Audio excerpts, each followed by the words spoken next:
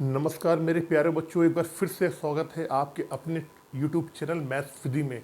आज मैं आपको वो क्वेश्चन बताऊंगा जिन क्वेश्चन पर सबसे ज़्यादा आपको डाउट रहता है।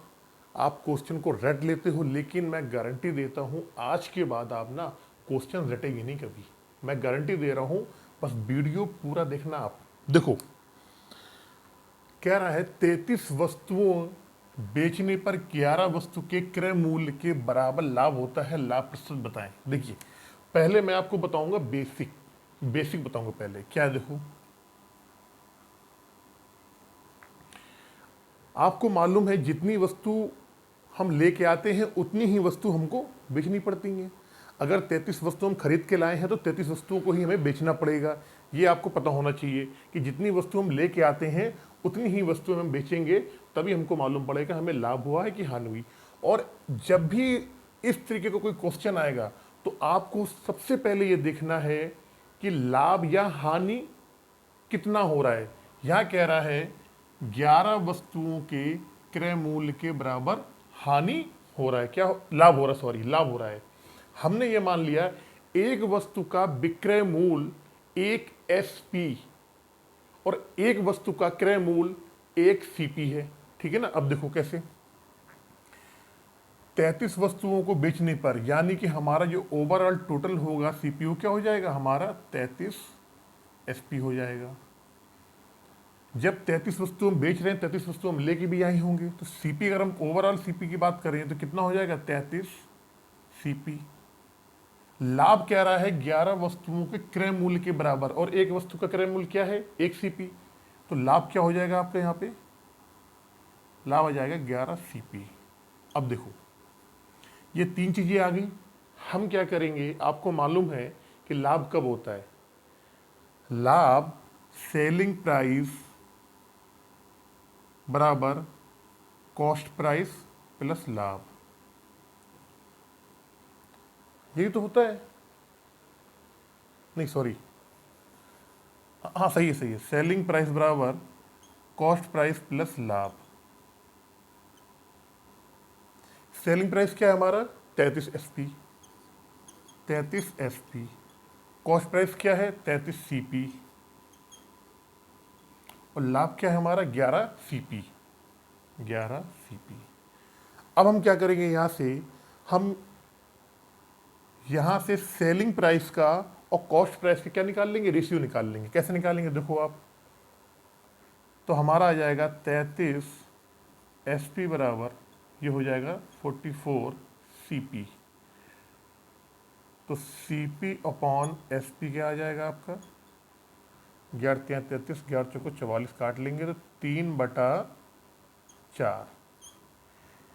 यानी उसने 3 रुपए की चीज लाया होगा, 4 में बेचा होगा, एक का क्या करा होगा, 1 रुपए को उसको लाभ हुआ होगा। जब परसेंटेज में वैल्यू निकालेंगे तो 1 बटे नीचे CP आएगा, 3 है और 100, तो ये हो गया 33 सही 1/3% का यहाँ पे क्या हुआ है, इसको लाभ हुआ है। ये तो है आपका बेसिक, जिसमें केवल आपको ये चीज़ याद करनी है कि हम जितनी वस्तुएं लेके आते हैं उतनी ही वस्तुएं हमको बेचनी पड़ती हैं, तभी हमें लाभ की या हानि परसेंट की हमें वहाँ से गणना हो जाएगा। अब इसका एक दूसरा टाइप है, जरा वो देख लो आप।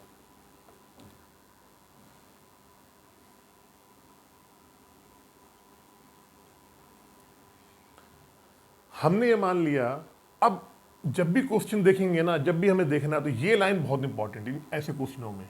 ये वाली जो लाइन, जो लाभ हो रहा है, जो लाभ होता है या हानि होता है, वो किस पे हो रहा है, विक्रय मूल्य पे हो रहा है, क्रय मूल्य पे हो रहा है। तो कह रहा है जो लाभ हो रहा है वो 11 वस्तुओं के क्रय मूल्य के बराबर है। हमने क्या करा, हमने मान लिया एक वस्तु का क्रय मूल्य 1 रुपया। हमने मान लिया एक वस्तु का जो CP है, क्रय मूल्य मतलब 1 रुपये है। अब कह रहा है जो लाभ है वो क्या है, वो कह रहा है 11 वस्तु क्रय मूल्य के बराबर है। इसका मतलब लाभ कितना आ जाएगा, लाभ आ जाएगा हमारा 11 रुपये। अब देखो, एक वस्तु का यदि CP 1 रुपया है, अब 33 वस्तुएं बेच रहा है, तो इसका मतलब 33 वस्तुएं उसने खरीदी भी होंगी। तो 33 वस्तुओं का ओवरऑल अगर हम सीपी निकालेंगे ओवरऑल, तो टोटल जो सीपी क्या आएगा वो आएगा 33, क्योंकि एक वस्तु का क्रय मूल्य 1 रुपये है, तो 33 वस्तुओं का क्रय मूल्य कितना होगा, 33 रुपये हो जाएगा। तो लाभ हो गया आपका 11 रुपये का, ओवरऑल सीपी इसका 33 रुपये है, तो 11 33 का कितना परसेंट है, 11 33, और ये आ जाएगा आपका 33 सही 1/3% का लाभ।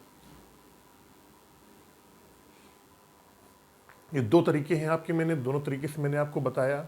सबसे पहले क्या करना है आपको, यहाँ पे आपको देखना जो लाभ हो रहा है, लाभ हो रहा है या हानि हो रहा है, किस पे हो रहा है, क्रय मूल्य पे हो रहा है, तो हम क्रय मूल्य को मान लेंगे। माना कि एक वस्तु का क्रय मूल्य 1 रुपये है, अगर ये विक्रय मूल्य पे हो रहा होता तो हम मान लेते कि एक वस्तु का विक्रय मूल्य 1 रुपये है, ठीक है ना, तो वहाँ से हमको लाभ निकल के आ जाता। अब इसको अगर आपने नोट कर लिया हो तो हम चलते हैं अगले क्वेश्चन पे। और अगला क्वेश्चन कुछ भी नहीं है, केवल यहाँ पे क्रय मूल्य की जगह यहाँ पे क्या हो जाएगा, यहाँ हो जाएगा विक्रय मूल्य। देखो मैं आपको बता देता हूँ क्या है। नेक्स्ट सेम क्वेश्चन है, केवल क्रय मूल्य की जगह यहाँ पर ये हट के यहाँ पे आपका आ जाएगा विक्रय मूल्य। ये आ गया आपका विक्रय मूल्य। क्वेश्चन आपका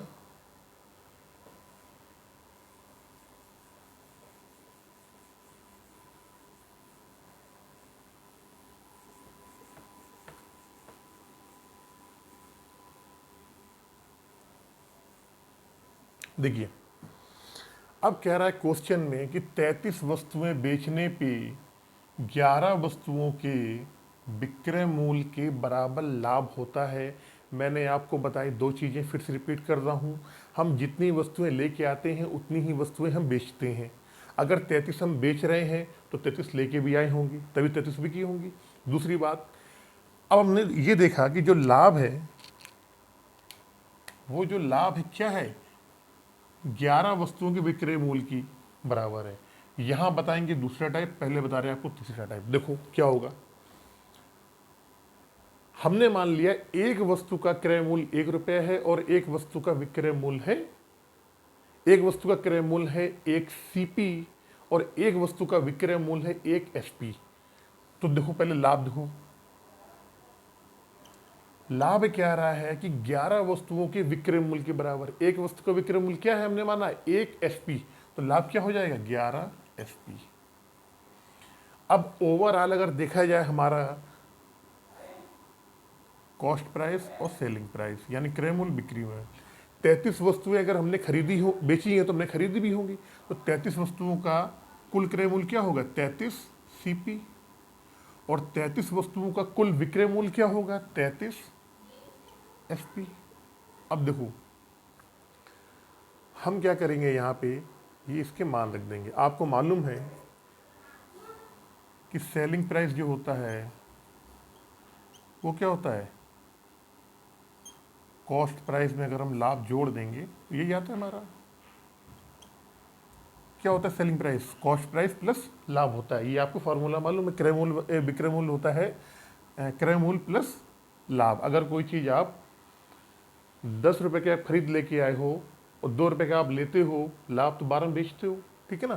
तो ये हमारा फार्मूला होता है, सबको मालूम है। आपको अगर आज नहीं पता है तो आप मेरी पहले वाली वीडियो में जाना, बेसिक्स अगर आपको पढ़ो उससे मालूम पड़ जाएगा। अब देखो ओवरऑल एसपी क्या है 33 एसपी, हम यहाँ पे इसका मान पुटअप कर देंगे 33 एसपी। ओवरऑल सीपी क्या है हमारा 33 सीपी, 33 सीपी। और लाभ क्या है हमारा, लाभ कितना आ रहा है, 11, लाभ है हमारा 11 एसपी, 11 एसपी। अब देखो हम क्या करेंगे, यहाँ पे इस वाले एसपी को इधर ले आएंगे, तो ये जब इधर आएगा तो ये घट के हो जाएगा 22 एसपी, 22 एसपी बराबर हो जाएगा आपका 33 सीपी। यहाँ से हम क्या करेंगे कि यहाँ से हम 11 दूनी 22, 11 33, यहाँ से हम सीपी और एसपी के क्या करेंगे, रेशियो निकाल लेंगे। तो ये आ जाएगा रेशियो हमारा 2/3, यानी 2 रुपये की चीज लाके हमने कितने में बेची है, 3 रुपये में बेची है। कितने में बेची है, 3 रुपये में 2 रुपये की चीज लाके। तो एक का प्रॉफिट हो रहा है, कितने पे हो रहा है, 2 पे हो रहा है, 2 की कॉस्ट प्राइस है, इन 200, यानी 50% का उससे क्या होगा लाभ होगा। यही हमारा हो जाएगा आंसर। ये तो हो गया आपका बेसिक। अब इसको किस तरीके से दूसरे जो टाइप हम उससे बता रहे हैं आपको, देखो इसको आप नोट कर लो पहले एक बार, आप स्क्रीनशॉट ले लो या नोट कर लो आप। अब इसी का मैं बता रहा हूं आपको सेकेंड टाइप। देखो माना, अब देखो हमने पहले वाले क्वेश्चन में क्रय मूल माना था हमने, क्योंकि हमें क्या है, लाभ किसके बराबर दिया था, क्रय मूल के बराबर। यहां पर जो लाभ हमको दिया गया है वो दिया गया है विक्रय मूल के कितने के बराबर है, 11 वस्तुओं के विक्रय मूल के बराबर। तो यहां पे हम मानेंगे लाभ या हानि जिसके बराबर दिया रहता है उसी को ही हम मानते हैं। अगर यहां पे लाभ हमें दिया है विक्रय मूल के बराबर तो हम ये मानेंगे कि एक वस्तु का विक्रय मूल क्या है, 1 रुपया है। ठीक है ना। पिछले वाले में क्रय मूल दिया था तो हमने माना था एक वस्तु का क्रय मूल 1 रुपया है, लेकिन यहां विक्रय मूल दिया है तो हम क्या मानेंगे, एक वस्तु का विक्रय मूल है 1 रुपया। देखो माना एक वस्तु का सेलिंग प्राइस क्या है, 1 रुपये। तो लाभ कह रहा है, तो लाभ कितना हो जाएगा, लाभ जो है वो 11 वस्तुओं के विक्रय मूल्य के बराबर है। एक वस्तु का विक्रय मूल्य 1 रुपया, तो 11 वस्तु का विक्रय मूल्य 11 रुपये, लाभ हो गया 11 रुपये का। अब देखो हमें मालूम है कि हमने एक वस्तु का विक्रय मूल्य 1 रुपया माना है और हम कितनी वस्तु बेच रहे हैं, 33 वस्तु बेच रहे हैं। हमें विक्रय मूल्य दिया हुआ है, हमें मालूम है कि एक वस्तु का विक्रय मूल्य 1 रुपया है और यहाँ वस्तुएं हम 33 बेच रहे हैं। क्रय मूल्य तो हमें पता नहीं है, क्रय मूल्य नहीं मालूम है ना, हमने माना एसपी। तो यहाँ पे क्या आएगा, ओवरऑल जो सीपी आएगा इसका वो हो जाएगा 33 रुपये। अब ये बताओ मुझे आप, पिछले वाले क्वेश्चन में तो आपको सीपी डायरेक्ट मालूम पड़ गया था क्रय मूल्य, लेकिन यहाँ तो नहीं मालूम पड़ा। यहाँ तो हमने विक्रय मूल्य माना था तो हमें विक्रय मूल्य मालूम पड़ गया। तो हम क्या करेंगे, आपको मालूम है कि अगर 33 रुपये में कोई चीज़ हम बेच रहे हैं और 11 रुपये का हमें क्या हो रहा है, उसमें लाभ हो रहा है, इसका मतलब कि हमारी कॉस्ट प्राइस कितनी होगी, 22 रुपये रही होगी ना, 22 रुपये। तो 11 का फायदा 22 पे, क्योंकि 22 क्या है सीपी, परसेंटेज निकाल लो, 11 दूनी 22, 50, यानी 50% का इसको यहाँ पे हो जाएगा लाभ।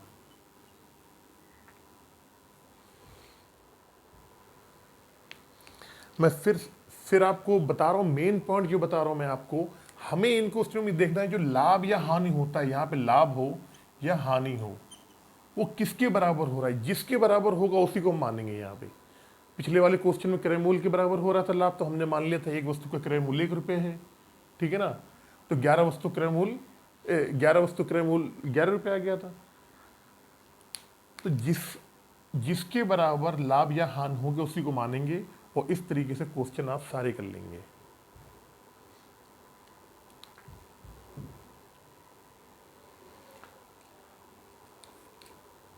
अब इसी क्वेश्चन को अगर आपने नोट कर लिया हो तो मैं एक बार और समझाना चाहता हूं, बस मैं यहां पे इसको हानि कर दूंगा और आपके समझ में आ जाएगा।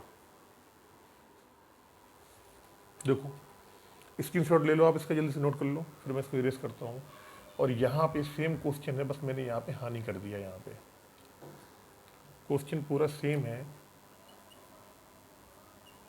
एक बार और समझा देता हूं मैं आपको। देखिए अब मैं डायरेक्ट समझाता हूं आपको।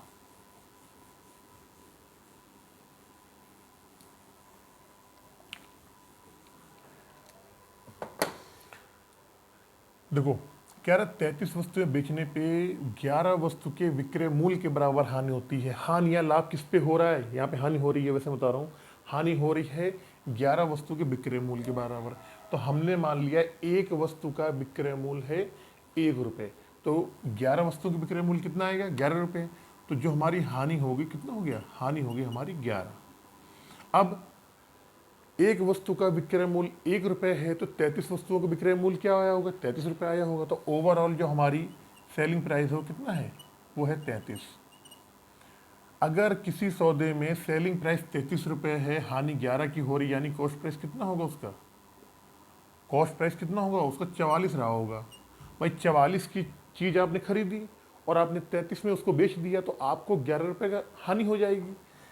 11 की हानि हुई कितने पे हुई, 44 पे हुई, इंटू 100 कर देंगे, परसेंटेज आएगा 11 चौको 44, दो दूनी 4, 50 दूनी 100, तो ये आ जाएगा आपका 25% की यहाँ पे क्या हो जाएगी, हानि हो जाएगी। कहने का मतलब जब भी इस तरीके के क्वेश्चन आएंगे आपको ये देखना है लाभ हो रहा हो या हानि हो रही हो, वो यहाँ पे किसके बराबर हो रही है, विक्रय मूल्य के बराबर हो रही है या हानि के बराबर हो रही है। अब देखो इसी क्वेश्चन से एक यहाँ से क्या रूल निकल के आता है, अगर यहाँ पे विक्रय मूल्य दिया हुआ है, समझना मेरी बात आप, देखना बहुत गौर से देखना, जो मैं बताने चाह रहा हूँ बहुत गौर सुनना। अगर यहाँ विक्रय मूल्य दिया है तो ये वाली वैल्यू क्या हो जाएगी, ये आपकी सीपी आ जाएगी। अगर यहाँ विक्रय मूल्य दिया है तो ये वाली वैल्यू क्या हो जाएगी, सीपी हो जाएगी। और यहाँ हानि हो रही तो हानि क्या हो जाएगा, हानि आपकी आ जाएगी 11। ये है ट्रिक। अगर यहाँ क्रय मूल्य दिया है, अगर यहाँ पे क्रय मूल्य दिया है तो यहाँ वाली वैल्यू क्या आती है, वो क्रय मूल्य आ जाएगी। और हानि है तो हानि 11 की। अगर यहाँ पे विक्रय मूल्य दिया है, फिर से सुनो, आप लगा के देख लेना, आपने लगाना आप फिर देखना। अगर यहाँ पे विक्रय मूल्य दिया है तो ये वाली वैल्यू क्या हो जाएगी, ओवरऑल विक्रय मूल्य हो जाएगी, यानी एसपी हो जाएगी। और हानि तो 11 की रहेगी रहेगी। अगर यहाँ पे देखो, और अगर यहाँ पे दिया है क्रय मूल्य,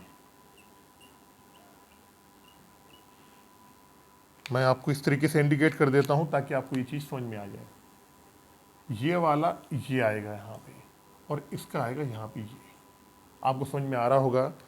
अगर विक्रय मूल्य दिया है तो ओवरऑल जो ये वैल्यू आती है ये हमारा क्या हो जाएगा, एसपी हो जाएगा।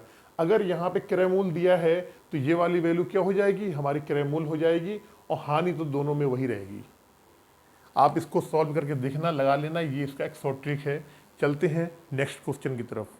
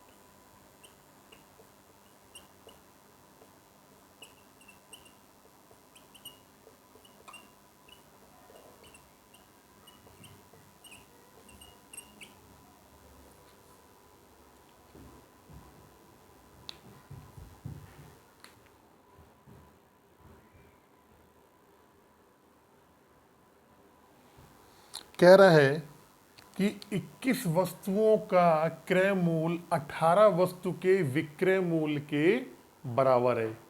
21 वस्तुओं का क्रय मूल्य 18 वस्तु के विक्रय मूल्य के बराबर है।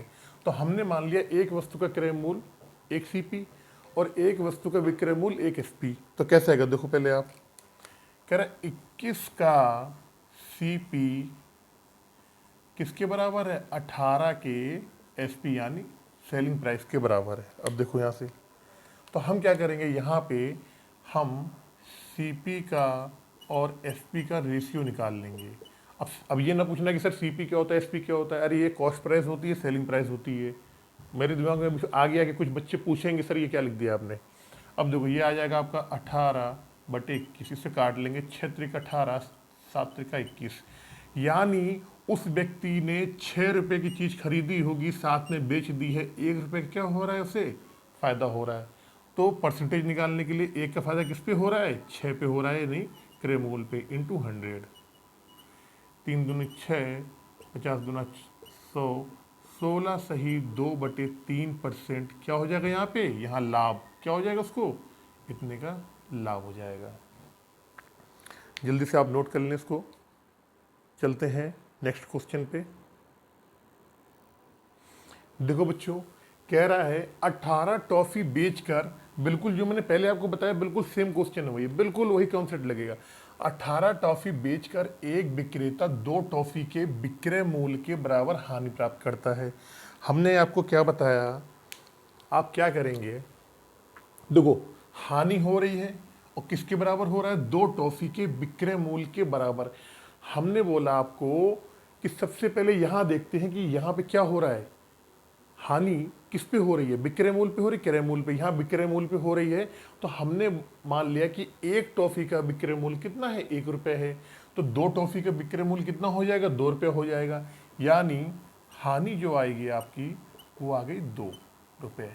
अब देखो 18 टॉफी बेच रहा है वो और एक टॉफी का विक्रय मूल्य कितना माना है, 1 रुपये माना है, तो 18 टॉफी का ओवरऑल जो इसका विक्रय मूल्य कितना हो जाएगा, 18 हो जाएगा। अब आप ये बताओ मुझे, हम चीज को 18 में बेच रहे हैं और 2 का हमें लॉस हो रहा है, इसका मतलब कि हमने क्या चीज कितने में लाए होंगे, 20 में लाए होंगे। 20 रुपये में चीज लाए होंगे हम, उसको हमने 18 रुपये में बेच दिया, तभी तो 2 का हमें घाटा हुआ है। अब 2 का घाटा हो रहा है, कितने पे हो रहा है हमें, 20 पे हो रहा है, तो 2 का घाटा कितने हो रहा है, 20 पे इंटू 100। यहाँ पे क्या निकालते हैं हम, लॉस परसेंट निकालने के लिए, तो 2 दाम 10, मतलब 10%, एक जीरो कट जाएगा इससे, 10% की इसको ओवरऑल यहाँ पे क्या हुआ है, हानि हुआ है।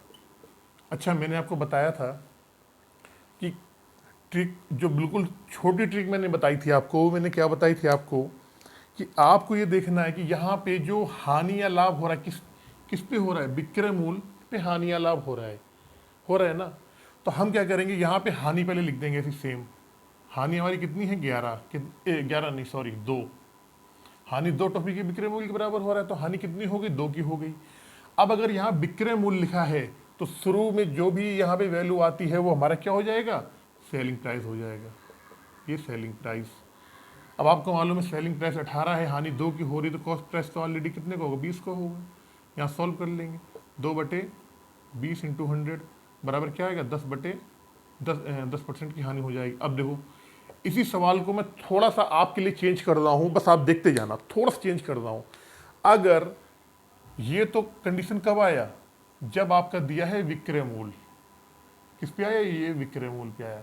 लेकिन अगर इसी क्वेश्चन पे मैं ये कह दूं कि यहां पे अब मैंने कर दिया क्रय मूल्य, इस विक्रय मूल्य की जगह मैंने कह दिया क्रय मूल्य, देखना क्रय मूल्य, पूरा क्वेश्चन सेम है, बस हमने क्या करा कि विक्रय मूल्य की जगह क्रय मूल्य कर दिया है। तो तब हमारा क्या बनेगा, मैंने आपको ट्रिक बताई है, आप करने को ऐसे सॉल्व कर लो, आ जाएगा आपको, मैंने बताया आपको। लेकिन हम क्या करेंगे कि क्रय मूल्य की अगर बात कर दी है तो जो शुरू में जो वैल्यू दे रखी है कितनी ओवरऑल, तो हम क्या मानेंगे, सीपी हो गया हमारा 18, लॉस हो गया यानी हानि हो गई हमारी 2 की। अब आपने 18 चीज में कोई चीज खरीदी और 2 रुपए की आपने उस पर हानि लिया है बेचते समय, तो आपने इसको कितने का बेचा होगा, आपने इसको बेचा होगा 16 रुपए का। सॉरी, जब अब यहां से हमें सेलिंग प्राइस नहीं निकालना है, 2 रुपए की हानि हो रही है, किस पे हो रही है, 18 पे हो रही है, 2/18 इंटू 100, 2 9 18, तो 11 सही 1/9% की यहाँ पे क्या हो जाएगी, हानि हो जाएगी। मेरा बताने का मकसद ये है कि जब यहाँ पे विक्रय मूल्य होगा तो ओवरऑल हमारा एसपी विक्रय मूल्य ये हो जाएगा, जब यहाँ पे क्रय मूल्य होगा तो ओवरऑल हमारा क्रय मूल्य ये हो जाएगा। जैसे हमने आपको यहाँ पे बताया, ये इसका बताया, यहाँ पे आप इसको नोट कर लें। मैं उम्मीद करता हूँ आपको ये वीडियो बहुत अच्छा लगा होगा। अगर फिर भी आपको समझ में नहीं आता है तो आप मुझे कमेंट करें, मुझे आप बताएं, आपका मैं पक्का सलूशन करूँगा। और अगर वीडियो अच्छा लगा तो लाइक शेयर करें और चैनल को सब्सक्राइब करना ना भूलें। अगला चैप्टर मैं आपको पढ़ाऊँगा बेईमान दुकानदार, किस तरीके से वो दुकानदार बेईमानी करता है, खरीदते समय भी बेईमानी करता है और सामान को बेचते समय भी वो बेईमानी करता है। तो बने रहें इसी तरीके से हमारे साथ, और नेक्स्ट वीडियो आपके लिए काफ़ी मददगार होगा, उस वीडियो को बिल्कुल भी आप देखना ना भूलें। अपना बहुत ख्याल रखें, तब तक मिलते हैं फिर से एक बार आपके साथ।